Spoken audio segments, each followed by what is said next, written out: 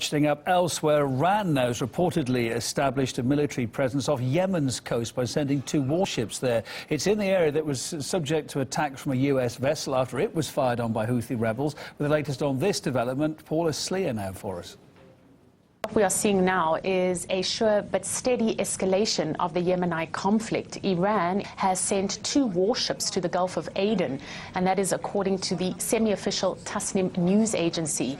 This allows Iran now to establish a military presence in the waters off Yemen, the same waters where the US military launched cruise missile strikes on areas that are controlled by Iran-backed Houthi forces. Now, the United States has said that it was targeting Houthi-controlled radar sites. This is the first direct hit by the US forces in this conflict, and this is how Washington explained its actions. These limited self-defense strikes were conducted to protect our personnel, our ships, our freedom of navigation in this important maritime passageway.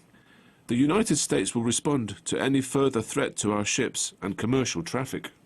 Now, the U.S. attack was in retaliation against failed attacks by Houthis on another U.S. warship, the latest of which was on Wednesday. But the Houthis have denied these allegations of attacks. Now, Yemen has been in civil war since its leader was ousted by Shia rebels known as Houthi rebels. And the Saudi-led coalition has been conducting airstrikes in Yemen since March 2015 to help its internationally recognized government. And it's been aided with weapons and supplies and intelligence by the United States. But fragments that are said to be from a US-made missile were found during a recent bombing of a funeral in the rebel-held capital, Sana'a. And the Houthi rebel leader has said that the United States is the main party responsible for this bombing. So you have Iran, and it has been supporting these Houthi rebels. And Saudi Arabia and the US then saying Iran is providing the Houthis with arms. Iran, however, consistently rejects these claims. So really, what we could be seeing now is a dangerous expansion of the Yemeni war involving outside parties such as the United States and Iran. There's been comment from a Russian foreign ministry spokesperson who says the US should follow its own rules and answer for the incident in Yemen. If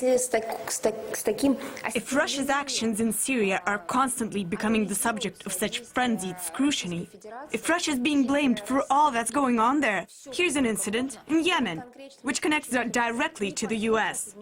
And I think they should face questions and give direct answers.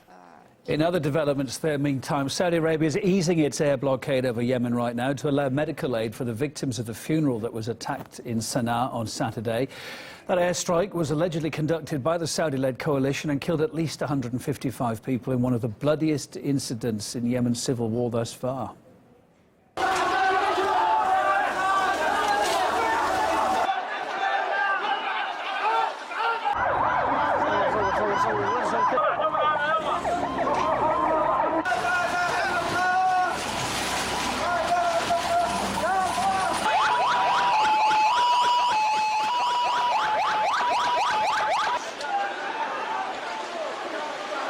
Middle East Affairs commentator Ali Riss told us the Americans and Saudis are guilty of double standards in that region.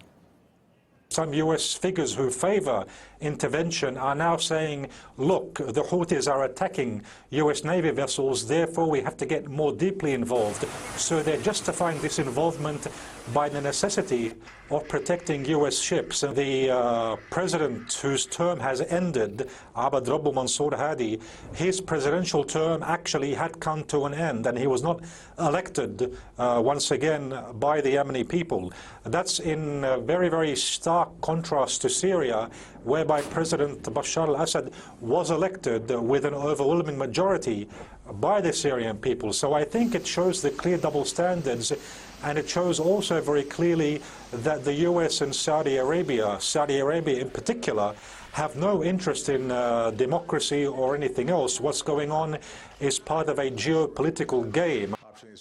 This is Art International live from Moscow. Coming up, there's fury after a Syrian terror suspect was found hanged in his cell in Germany. We'll update you on the latest about that and a lot more too.